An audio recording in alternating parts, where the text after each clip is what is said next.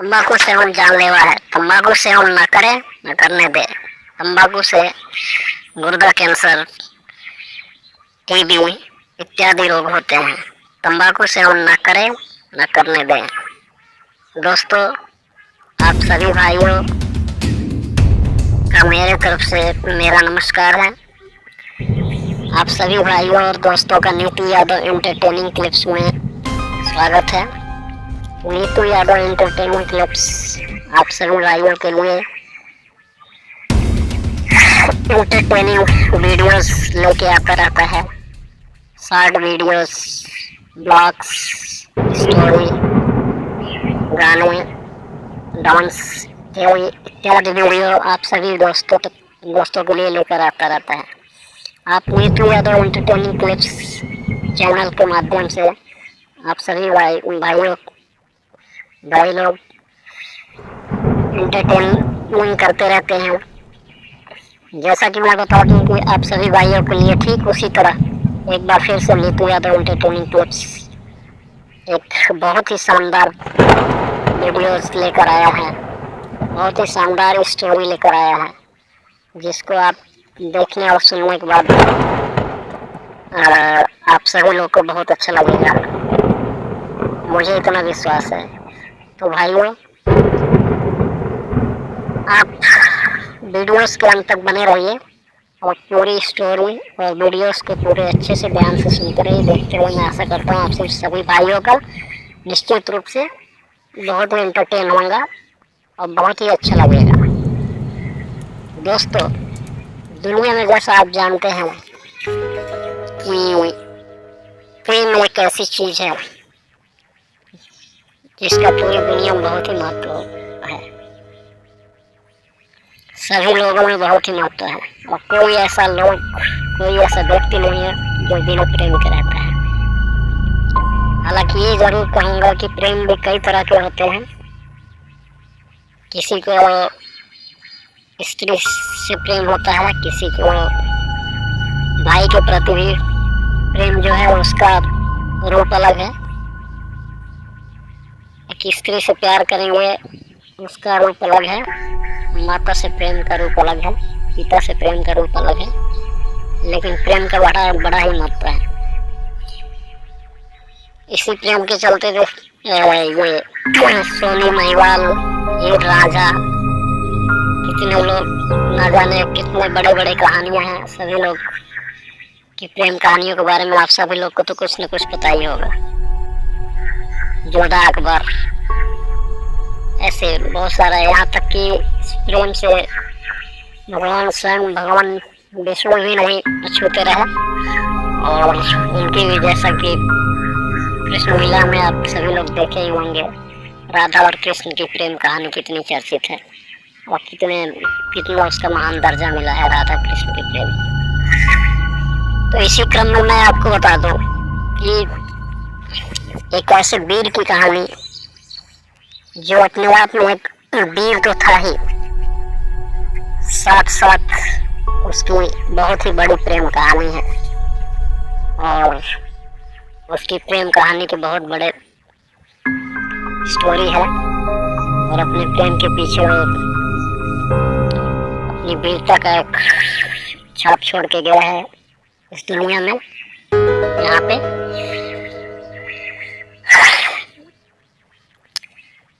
मैं जिस कहानी के बारे में बताने जा रहा हूँ वो कहानी एक वीर की है। उस वीर का नाम है वीर लोरिक। वीर लोरिक की वो कहानी है। वीर लोरिक की कहानी कथा को लोरिकायन का नाम भी दिया गया है।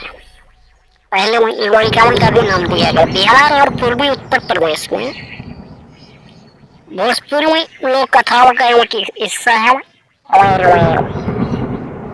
इसे भोजपुरी का रामायण भी कहा जाता है।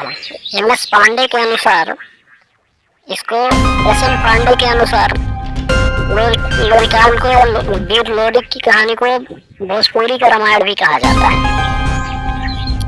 भोजपुरी का रामायण कहा जाने वाला लोरिकायन वीर लोरिक की कहानी बहुत प्रसिद्ध है, फेमस है और ये एक वीरता का प्रतीक भी है। देवलोरिक एक अहिर जाति के से बिलोंग करते थे, यादव थे, लोरिक यादव थे, अहिर जाति से उनका संबंध है। कहानी में मैं आपको बता दूं कि देवलोरिक की कहानी जो है वो ऐसी है। देवलोरिक जो रहने वाले हैं वो बलिया के गौरा गांव के रहने वाले, जो अभी फिलहाल में बलिया का गौरा गांव बोला जाता है। तो गौरा गांव से देवलोरिक निवास करते हैं। उत्तर प्रदेश के बलिया जिले के गौरा गांव से वो बिलोंग करते हैं देवलोरिक। अभी का उसको गौरा गांव बोला जाता है, जहाँ पे उनका जन्म हुआ था, जहाँ से वो थे। उनकी कहानी ऐसी है कि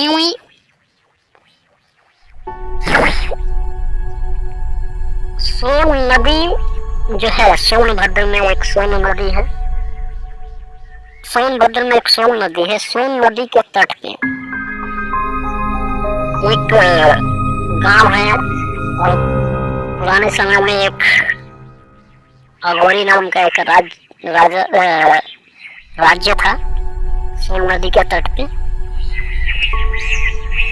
उस राज्य के राजा, वहां का जो राजा था, उस राजा का नाम मोलागत था। मोलागत जो राजा था वो अच्छा राजा नहीं था, वो काफी अत्याचारी राजा था, लोगों पे काफी अत्याचार करता था। उससे लोग पसंद नहीं करते थे, लेकिन राजा था, इसके लिए पूरा हुक्म उसी का चलता था। उसी गांव में, उसी स्टेट में, यानी अघोरी जो मोलागत का राज्य था, मोलागत राज्य का ही एक निवासी था जिसका नाम मेहरा था। मेहरा भी एक यादव ही था, यादव वंश का ही वो भी था। वो भी काफी ताकतवर था और ईमानदार था। वो ऐसा व्यक्ति था जो कि राजा के कार्यभार को पसंद नहीं करता था, या राजा के स्वभाव को भी पसंद नहीं करता था, क्योंकि राजा का स्वभाव अच्छे नहीं थे, बड़े गलत थे। इसके लिए उसके स्वभाव को पसंद नहीं करता था। सो उनके जो भी कार्य थे, वह जो भी चीज थे, उनका वो विरोध करता था। राजा में तरह तरह के उपाय करते थे उसको अपने अंडर में लेने के लिए, क्योंकि वो राजा का विरोध करता था। इसलिए राजा बहुत सारे कोशिश करते थे कि उनको जो है किसी न किसी तरह से मेहरा को जो है कि अपने कब्जे में ले लिया जाए, उनको कैसे भी कैसे करके छकाया जाए, है ना। फिर वो हमारी बात मानना चालू कर दे, हमारी जो भी आज्ञा हो मानना चालू कर दे, हमारा विरोध न करे, कुछ ऐसा करा जाए। तो हर रणनीति से उसको छकाना चाहता था, हराना चाहता था, उसको अपने अंदर में लेना चाहता था। लेकिन वो सफल नहीं होता था, क्योंकि वो भी एक ताकतवर और चालाक आदमी था। मेहरा भी काफी होशियार आदमी था। तो करते करते उसने एक राजा ने, एक मोलागत राजा था, एक उपाय बनाया। उपाय ये बनाया, उसने क्या किया, एक दावत रखा और रणनीति बनाया। दावत रखा, दावत में उसने क्या किया, एक दावत के समय एक जुआ का प्लान रखा। जुआ खेलने को इनको दावत दिया, मेहरा को जुआ खेलने का दावत दिया अपने घर पे। मेहरा उसको स्वीकार किए। मेहरा जब पहुंचे राजा मोलागत के घर जुआ खेलने के लिए, जुआ दोनों लोग का चालू हो गया। जुआ चलता गया। जब जुआ खेलना चालू किए, राजा मोलागत एक के बाद एक करके बाजी हारते चले गए, जुआ में हारते चले गए। अंत में परिणाम यह हुआ कि राजा मोलागत पूरी तरह से हार चुके और हार गए। और मेहरा जो है जुआ में जीत लिया, जुआ जीत गया। और समय ऐसा आ गया कि राजा को पूरी राज्यपाट और सब कुछ छोड़ के जाने का समय आ गया। सो उन्होंने जुआ में हार गए थे, वो सब कुछ छोड़कर जाने के लिए तैयार हो गए। शर्त के अनुसार राजा को अपना सब कुछ छोड़ना पड़ा। जैसे उन्होंने राजा मुलागत ने राज्य को छोड़कर पश्चिम की तरफ निकले। राजा की ऐसी दुर्घटना देखकर भगवान ब्रह्मा को तरस आ गया और ब्रह्मा जी ने स्वयं एक भिखारी के रूप में, भिक्षु के रूप में उनके पास प्रकट हुए, उनके रास्ते में आए, उनके पास आए और कुछ सिक्के उनको दिए। कुछ सिक्के देते हुए उन्होंने कहा, यूं ही राजा, यूं ही आपको मैं सिक्का दे रहा हूं और वापस एक बार और आप जुआ खेलो और इस बार निश्चित रूप से आप जो भी हारे हो निश्चित रूप से आपको वापस हो जाएगा और जुआ इस बार जीत जाओगे, फिर से राज्य पाट जो है आपको वापस मिल जाएगा। राजा मुलागत काफी खुश हुए, सिक्के को उन्होंने लिया। सिक्के को लेने के बाद वहीं वापस लौट गए अपने राज्य और फिर से मेहरा से उन्होंने जुआ खेलना चालू कर दिया। मेहरा से जब दूसरी बार जुआ उन्होंने खेला वापस लौटकर, इस बार सच में, क्योंकि भगवान ब्रह्मा ने स्वयं कहा था, और इस बार जो है मेहरा हारना चालू कर दिए। एक के बाद एक करके 6 बाजी लगी। 6 के 6 बाजी जो है मेहरा हार चुके। अब उनके पास ये वो सब कुछ हार चुके थे और उनके पास खोने के लिए कुछ भी नहीं बचा था। खोने के लिए कुछ भी नहीं बचा था। अंततः उन्होंने अपनी पत्नी को दांव पे लगा दिया। जैसे पत्नी को दांव पे लगा दिया, उन्होंने पत्नी को भी हार गया। जब 7वीं बाजी लगी, 7वीं बाजी में उनकी पत्नी जो थी गर्भवती थी और 7वीं बार में उनकी पत्नी के कोख में जो बच्चा पल रहा था वो भी 7वीं बार की बाजी में जुए में उन्होंने मेहरा ने हार गया। सब कुछ हार गया मेहरा।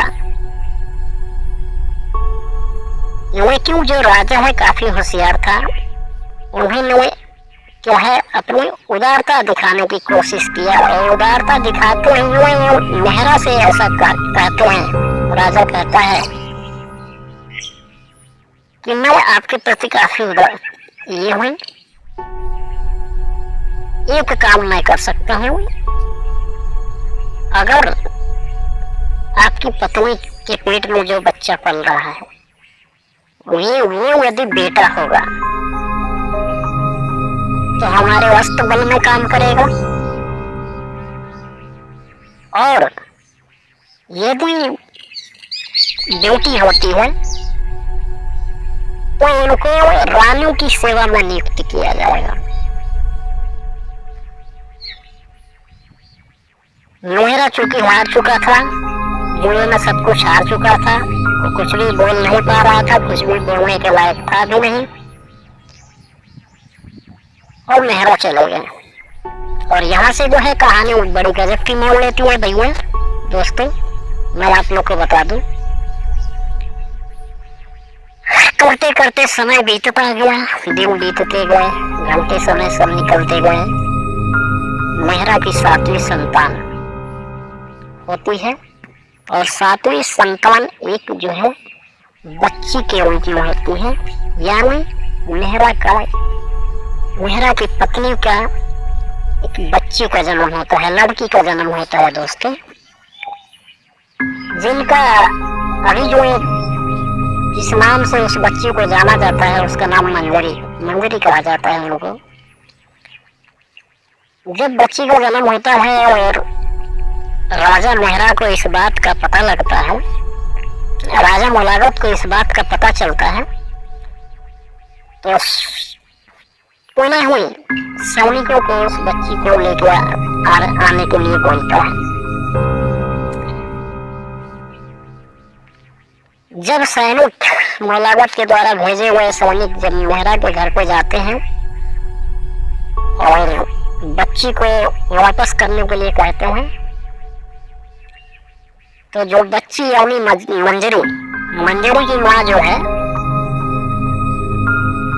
उनको मना कर देती है और एक शर्त रखती है, मना करते हुए एक शर्त रखती है और संदेश भिजवाती है राजा को कि जब मंजरी की शादी होगी, मंजरी बड़ी होगी और मंजरी की शादी होगी, जब मंजरी की शादी हो जाएगी तो राजा उस मंजरी के पति को हराकर और हत्या कर हराकर फिर वापस मंजरी को अपने महल लेकर जा सकता है। क्योंकि राजा भी काफी ताकतवर था, राज्य उसका था, अपनी ताकत पे उसको पूरा भरोसा था, घमंड भी था। इसके लिए राजा ने इस शर्त को मंजूर किया और उसे स्वीकार किया और वह चुपचाप रह गया, लग गए। धीरे धीरे समय बीतता गया, बच्ची बड़ी होती चली गई, मंजरी धीरे धीरे बड़ी होती चली गई और बड़ी हो गई और उसका शादी का ब्याह का समय आ गया। मंजरी के माता पिता को इस बात की चिंता लगने लगी कि मंजरी की अब कहीं शादी कर दिया जाए।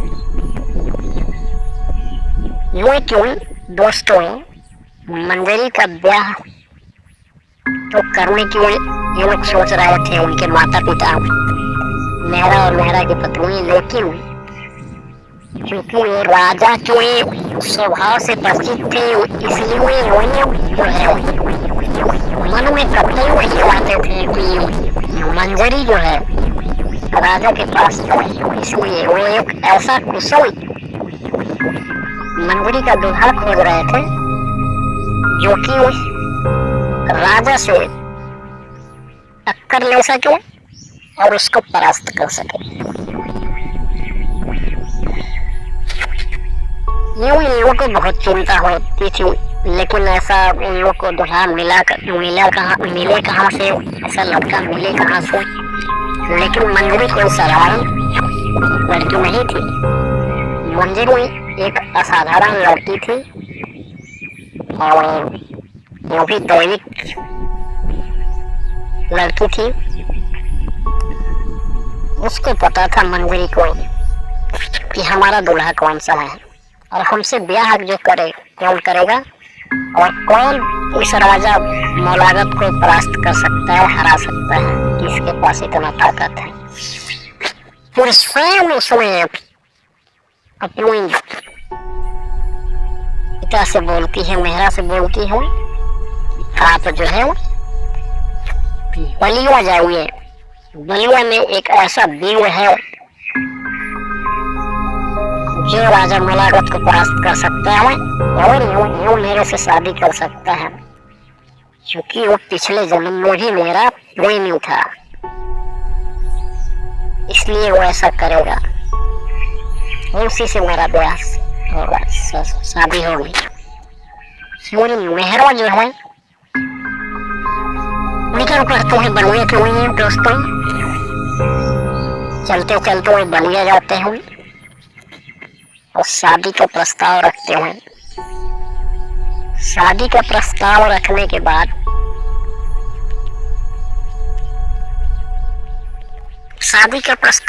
के बाद वीर लोरिक जो है इसको जो है वीर लोरिक स्वीकार करते हैं शादी के प्रस्ताव को। और दोस्तों आगे बारात की तैयारी करना चालू कर देते हैं। धीरे धीरे शादी का समय आता रहता है, आ जाता है, और वीर लोरी अपनी बारात को लेकर सोनभद्र के लिए निकल पड़ते हैं। जैसे वो सोनभद्र के लिए बारात लेके निकलते हैं, पूरी अपने सैनिकों के साथ बारात लेके निकलते हैं। कहा जाता है ऐसा कि वो लगभग 1.5 लाख सैनिकों के साथ निकलते हैं बारात के लिए। और बारात जो है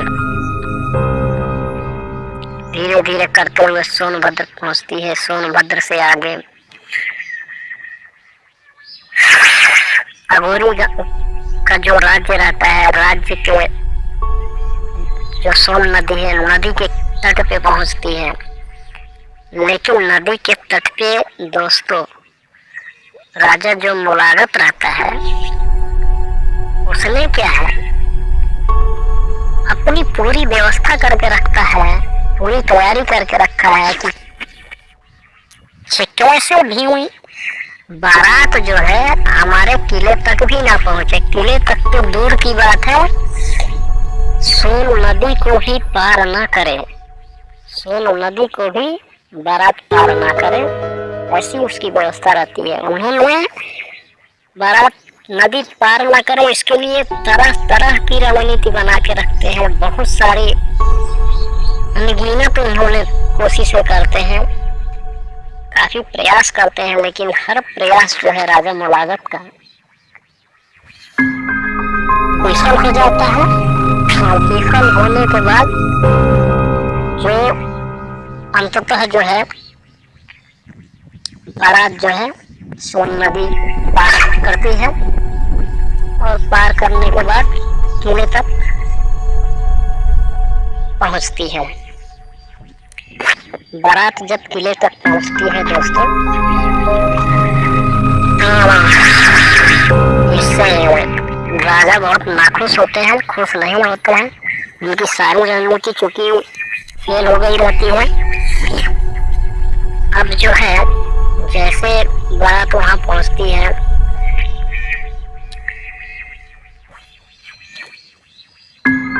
मना करते हैं, राजा मुलागत शादी से इनकार करते हैं, लेकिन जो है ये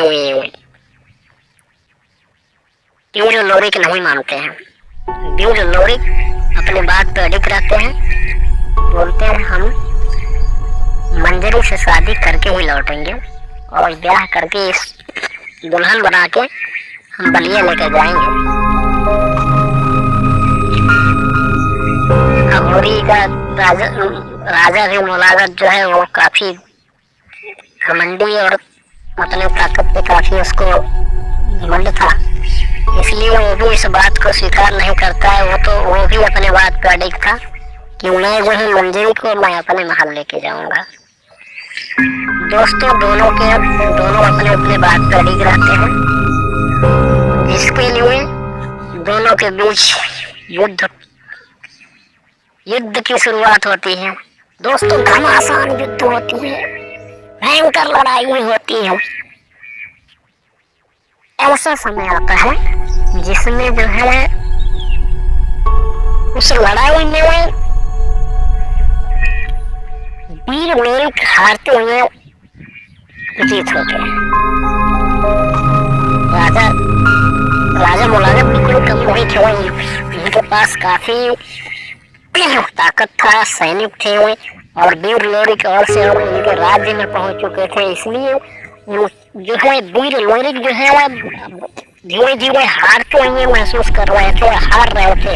लेकिन जो है आखिरी में मंजरी फिर यहाँ काम आती है। दोस्तों मंजरी कोई साधारण लड़की नहीं थी, कोई असाधारण लड़की नहीं थी, वो समझ लीजिए एक देवी का रूप थी। उसको बहुत सारी चीजें पता थी और बहुत सारी चीजें उनको पता थी।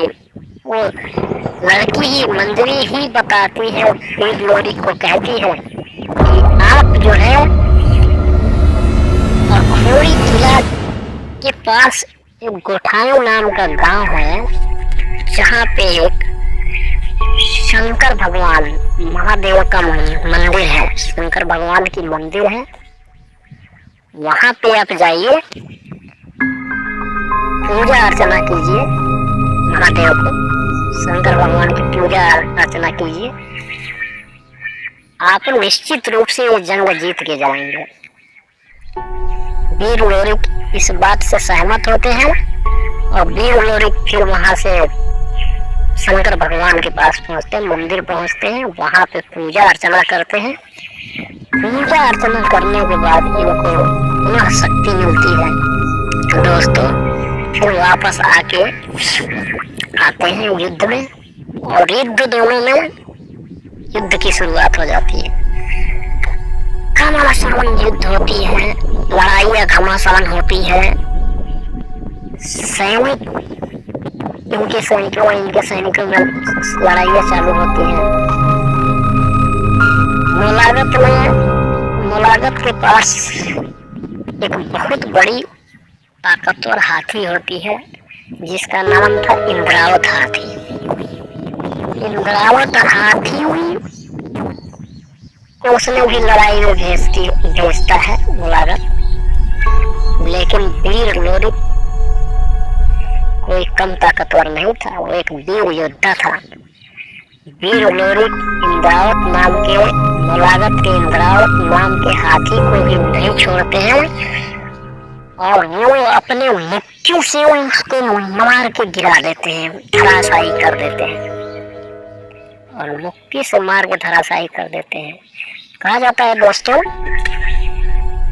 हाथी को मार गिराते हैं और हाथी को सेव नदी में जो है, वही जो सोन नदी है, नदी में फेंक देते हैं। दोस्तों कहा जाता है जो हाथी की कुछ प्रतिमाएं हैं, कुछ अवशेष हैं जो अभी भी नदी में आपको, नदी के बीच में आपको देखने को मिलेंगे। लोग ऐसा कहते हैं और वहाँ पे कहानी, इसमें ऐसा कुछ कथाओं में भी ऐसा सुनने को मिलता है कि हाँ वहाँ पे हाथी का अवशेष आपको नदी में देखने को मिलेगा, एक प्रूफ के रूप में आपको मिलेगा। बहुत सारे ऐसी चीजें अवशेष है जो आपको इस कथा को सिद्ध करने के लिए आपको वहाँ पे अवशेष के रूप में मिलेंगे। आप उसको जब वहाँ पे आप जाएंगे, देखेंगे, घूमेंगे फिरेंगे, तो आपको जरूर कुछ न कुछ चीजें वहाँ पे आपको विश्वास करने योग्य रहेंगी। कुछ अवशेष ऐसे मिलेंगे जो कि हाँ सच में आपको विश्वास करने योग्य है कि हाँ ये कथाएं बिल्कुल सत्य है। दोस्तों वहां से जब हाथी को मार गिराते हैं, उनके सारे सैनिक को मार गिराते हैं, अंततः जो है कि राजा मुलागत और इनमें वीर लोरिक में भी घमासान लड़ाई होती है, लेकिन वीर लोरिक राजा मुलागत को भी नहीं छोड़ते हैं और उनको भी मार गिराते हैं। युद्ध पूरी तरह से, युद्ध में राजा मुलागत हार जाते हैं, मारे जाते हैं, राज्य का तहस नहस वीर लोरिक कर देते हैं।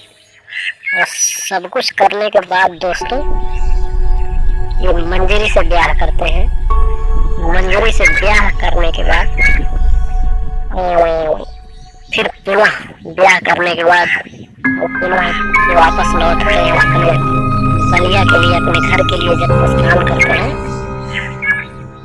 तो वो सीमा जो मंजरी का जो गांव रहता है, गांव को अंततः उन्होंने सीमा पार करने के पहले, सीमा को पार करने के पहले मंजरी कहती है वीर लोरिक से कि आप कुछ ऐसा करो जिससे कि आने वाली जो पीढ़ी है या जो लोग हैं वो हमारे प्रेम कहानी को याद रखें, हमारी प्रेम कहानी जो है प्रसिद्ध हो जाए और लोग इससे शिक्षा ले रहे कि हमारी प्रेम कहानी अजर और अमर रहे। कुछ ऐसा कार्य करके जाइए जो हमारे प्रेम कहानी का प्रतीक रहे हमेशा के लिए। वीर लोरिक जो उनसे पूछते हैं कि आप बताओ मंजरी, आप आज्ञा दो, आप बताओ मुझे क्या करना चाहिए, क्या करो जिससे कि हम लोग के प्रेम कहानी का वो प्रतीक है। मंजरी इशारा करते हैं, बहुत विशाल सा पत्थर देखती है और विशाल से पत्थर की तरफ इशारा करते हुए कहती है कि इस पत्थर को जो है आप अपनी तलवार से काट दो। वीर लोरी कोई आम व्यक्ति नहीं था, बहुत ही ताकतवर वीर योद्धा था। वीर लोरी की जो तलवार थी, कथाओं में ऐसा मिलता है कि 85 मन की उसकी तलवार थी। 85 मन की, 85 मन के तलवार से उन्होंने मंजरी की बातों को स्वीकार किया और स्वीकार करते हुए वो जो है पत्थर की तरफ बढ़ते हैं उसको काटने के लिए। मंजरी बोलती है वीर लोरी से, देखिए जहाँ पे पत्थर था वहाँ पे पत्थर यदि काटे तो एक पत्थर का हिस्सा जो है, एक हिस्सा गिर के खाई में नीचे चला जाता है, एक ही हिस्सा बचता है। ऐसी वहाँ की स्थिति थी। इसलिए मंजरी ने बोला कि आपको काटना तो ही है, लेकिन इस पत्थर को ऐसे काटना है कि पत्थर दोनों अलग अलग हो जाए, लेकिन अपनी जगह से कोई पत्थर दोनों में से कटे हुए आधे आधे भाग जो रहेंगे वो अपनी जगह से हिले ना, वहीं पे अपनी जगह पे ही पड़े रहे। लोरी ने बोला मंजरी से कि मैं ऐसा ही करूँगा, पत्थर को काटूंगा और एक ही बार में काटना है। बोला एक ही बार में काटूंगा और पत्थर अपनी जगह से इधर उधर नहीं होंगे। फिर उन्होंने जो है निकल पड़े अपने तलवार से काटने के लिए और वीर लोरी अपने तलवार से 85 मन के तलवार से जब एक ही बार उस पत्थर पे वार करते हैं, स्नाक करते हैं और वो पत्थर एक ही बार में दोनों पत्थर इतने विशाल से पत्थर अलग अलग हो जाते हैं, दोनों अलग अलग हो जाते हैं और अपनी जगह पे ही बने रहते हैं। इस तरह से मंजरी का वो जो कहा हुआ कलम दोनों के प्रेम का प्रतीक आज भी है। दोस्तों जो पत्थर है, जिस पत्थर को वीर लोरी ने आधे आधे हिस्से में काटा था, वो आज भी उसके प्रतीक है वहाँ पे। वो आपको मिलेंगे जैसे आप सोनभद्र से जैसे 4-5 किलोमीटर, सोनभद्र अभी का रावतगंज भी उसको बोला जाता है। जैसे आप यहाँ से रावतगंज सोनभद्र से 4-5 किलोमीटर आगे जाएंगे, एक मारकुंडी चढ़ाई पड़ती है। मारकुंडी चढ़ाई के पास में ही वो आपको वीर लोरी पत्थर के नाम से आप उसको देखेंगे। वहाँ पे आपको लिखा हुआ भी मिलेगा वीर लोरी पत्थर, उस पत्थर पे नाम भी लिखा हुआ मिलेगा आपको वीर लोरी पत्थर। वो आज भी आपको देखने को मिलेंगे। यदि दोस्तों आप लोगों में से किसी को वहाँ देखने का मन हो तो आप वहाँ जाके देख सकते हैं। वीर लोरी के नाम के पत्थर से वो आज भी अवशेष के रूप में है वहाँ पे। और इस तरह से जो है वो अपने प्रेम कहानी का एक प्रतीक वीर लोरी को छोड़ के गया और इन दोनों वीर लोरी और मंजरी की प्रेम कहानी बहुत ही अटूट है, ये कोई कम नहीं हुए। तो इस तरह से अब मैं आपको बताऊंगा इनकी विरासत। वीर लोरी जो है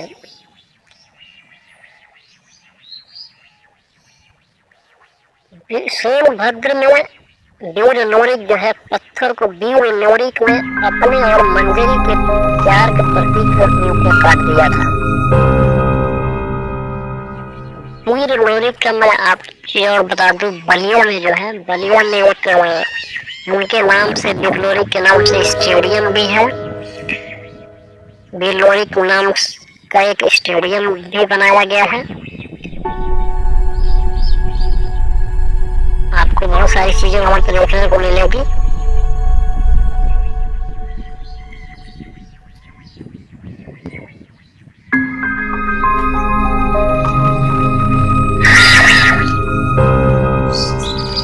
तरह से वीर लोग, आप भाई लोग, दोस्त लोग, आप वीर लोरी की कहानी को इस तरह से आप लोग सुने। आप लोग को कैसा लगा?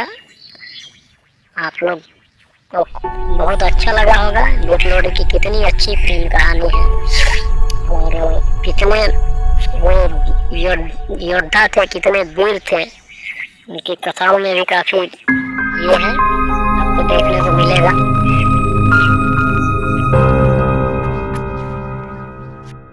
तो दोस्तों, इस तरह मैं आगे आप लोग को बता दूं कि लोरिक जब पत्थर को काट देता है, दोनों पत्थर अलग अलग हो जाते हैं, तो मंजरी जो होती है, मंजरी उसी कटे हुए पत्थर से अपनी मांग में सिंदूर भरती है। तो इस तरह से दोनों की प्रेम कहानी वहाँ अटूट होती है और आज भी वो उनकी प्रेम का एक प्रतीक वहाँ पे है, वीर लोरिक पत्थर के रूप में। आगे मैं आप लोग को बता दूं कि जब युद्ध होता है तो युद्ध में बहुत सारे राजा मोलागत के साथ में उनके मित्र भी मारे जाते हैं और इतनी भयंकर युद्ध हुई रहती है कि उस भयंकर युद्ध में बहुत सारे खून खराबे होते हैं, खून के नाले बहते हैं। इसलिए आज भी दोस्तों, जो अघोरी किला के पास से जो नाला निकलता है, उस नाला का नाम रुधिरा नाला उसका नाम पड़ गया है। इतने खून वहाँ से बहे कि रुधिरा नाला उसका नाम पड़ गया है। आपको निशान के रूप में मैं बता दूं, वहाँ पे बहुत सारे निशान मिलेंगे आपको आज भी, जो वीर लोरिक और मंजरी की प्रेम कहानी और युद्ध की निशानें वहाँ पे आपको मिलेंगी, जो आश्चर्यचकित कर देने वाली रहेंगी। जैसे मैं आपको बता दूं कि जब राजा मुलागत और उसके साथ में कई सारे उसके मित्र मारे गए, उसमें राजा निर्मल की पत्नी जय कुंवर का उसके पति के लोरिक द्वारा मारे जाने के बाद उसके सिर को लेकर सती होने के प्रसंग से जुड़ा एक बेर का पेड़, जिसको सतिया का बेर कहा जाता है, और युद्ध के दौरान ही बेहद निराश मंजरी द्वारा कुचिला का फल, जिसको जो जहर है एक प्रकार का, खाने का उपक्रम करना और उसके हाथ से लोरिक का कुचिला का फल फेंक देना। और आज भी केवल अघोरी के आसपास ही, अघोरी किले के आसपास ही आपको मिलेगा। उसके सिवाय आपको अघोरी किला के आसपास को छोड़ के और दूसरा अन्य जगह कहीं आपको कुचिला का फल नहीं मिलेगा। वो काफ़ी आश्चर्यचकित करने वाली बात है। तो ये यहाँ आपको देखने को मिलेंगे।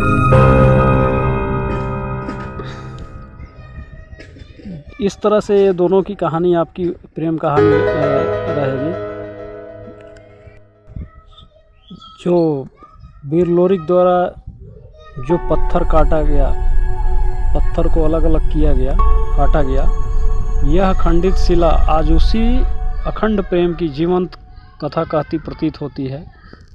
मंजरी ने खंडित शिला को अपने मांग का सिंदूर भी लगाया।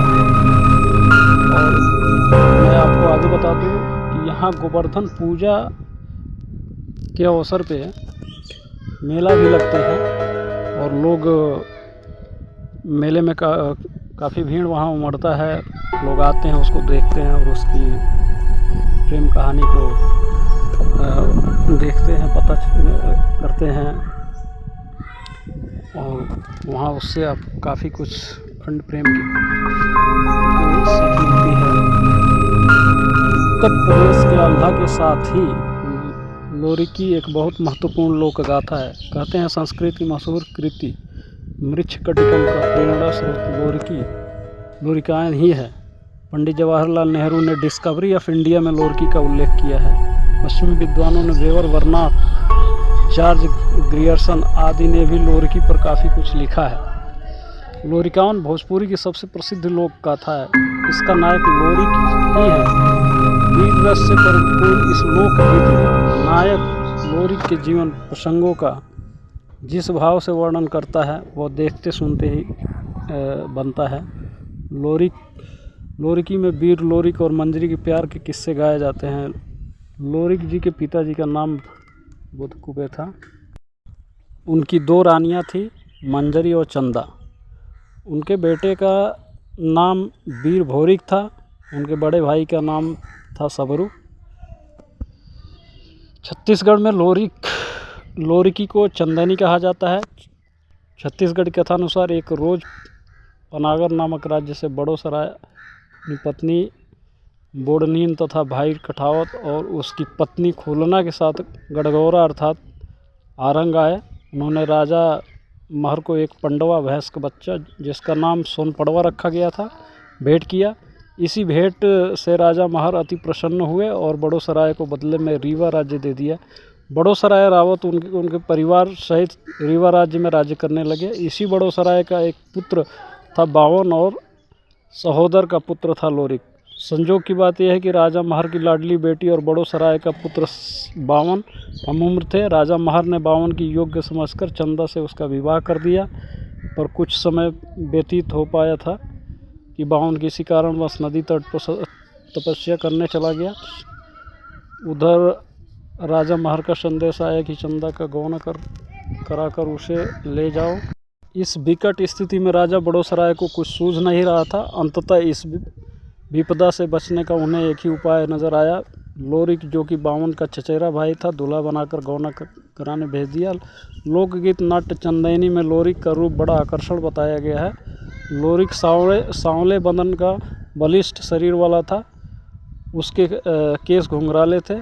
वह हजारों में अलग की पहचाना जाता था। लोरिक गड़गौरा चला गया और सभी रस्मों को निपटाकर वापसी के लिए चंदा के साथ डोली में सवार हुआ। डोली के भीतर जब चंदा ने घूंघट हटाकर अपने दूल्हे को निहारा तो उसके रूप में एक अज्ञात व्यक्ति को देखकर वह कांप उठी।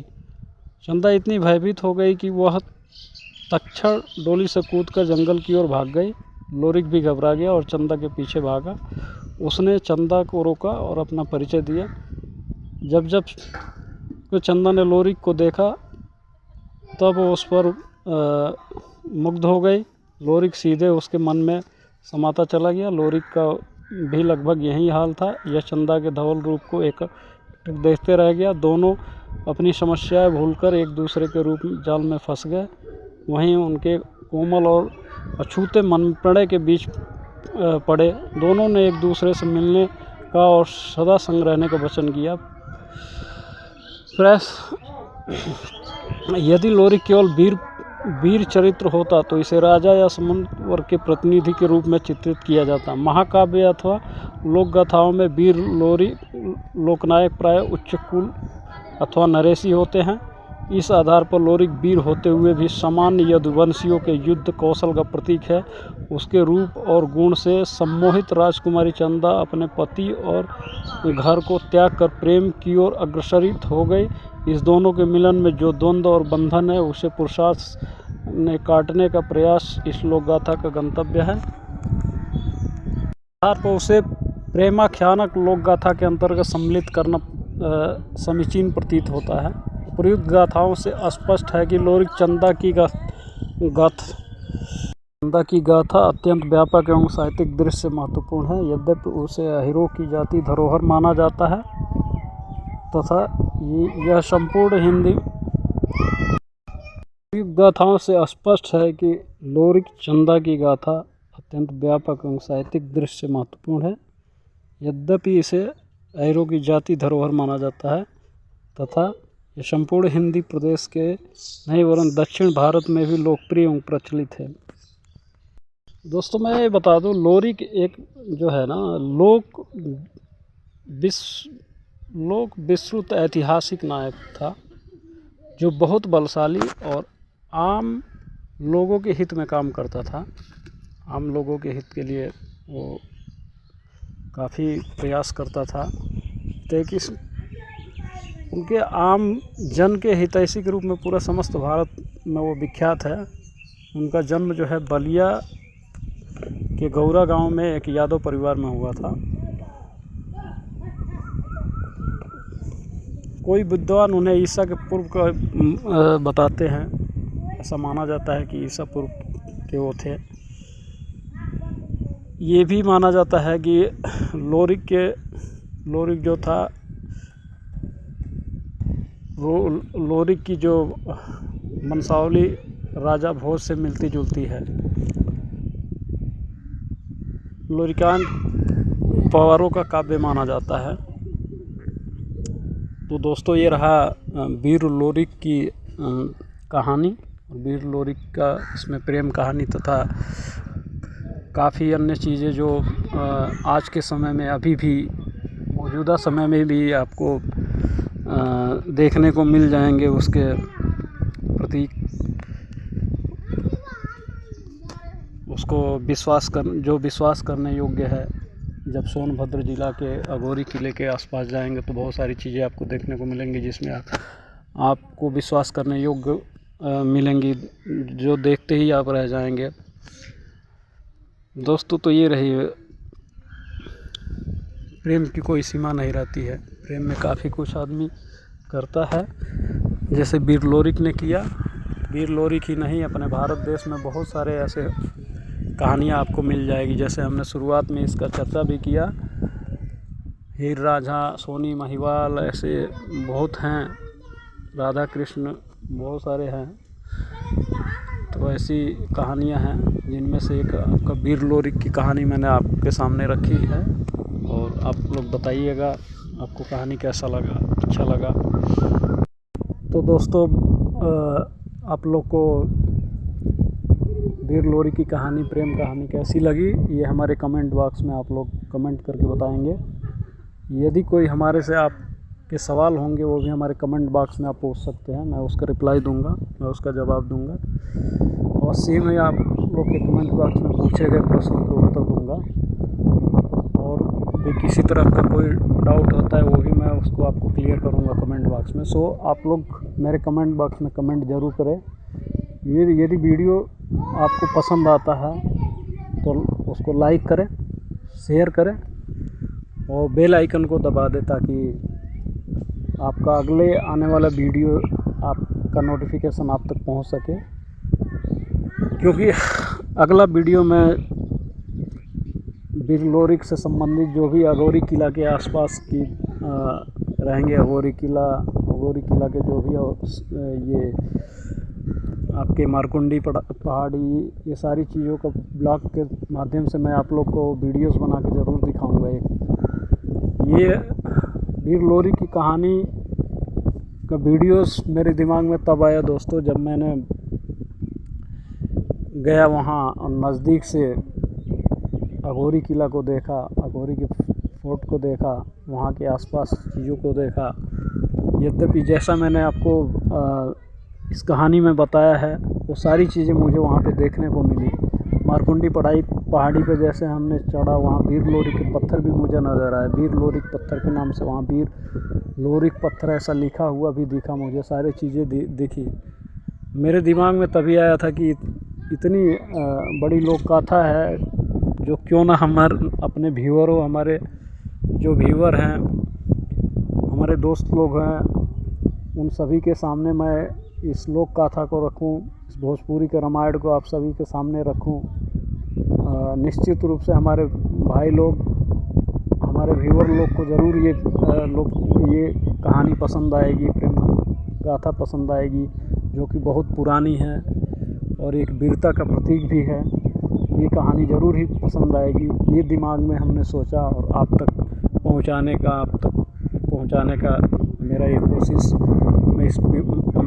है। और इसको वीडियो के माध्यम से आप तक मैं पहुंचा रहा हूं। आप लोग इसको देखिए, सुनिए, समझिए और इससे कुछ सीखने लायक चीज़ें होगी, सीख भी सकते हैं। आपके मन में यदि ऐसा होता है कि मैं क्यों ना वहाँ पे जाके देखूं, तो आप जाके निश्चित रूप से आप जाके देख सकते हैं। देखिए, एंजॉय करिए, आनंद लीजिए। यदि कुछ आपको पूछने हैं तो वो भी हमारे कमेंट बॉक्स में पूछ सकते हैं। दोस्तों, बस आज के वीडियोज़ में इतना ही। बाकी मिलेंगे अगले वीडियोज़ में। तब तक के लिए मुझे सभी आप लोगों को मेरे तरफ से धन्यवाद वीडियो के अंत तक बने रहने के लिए। और तब तक के लिए आप सभी भाइयों और दोस्तों को मेरी तरफ से नमस्कार। थैंक यू दोस्तों।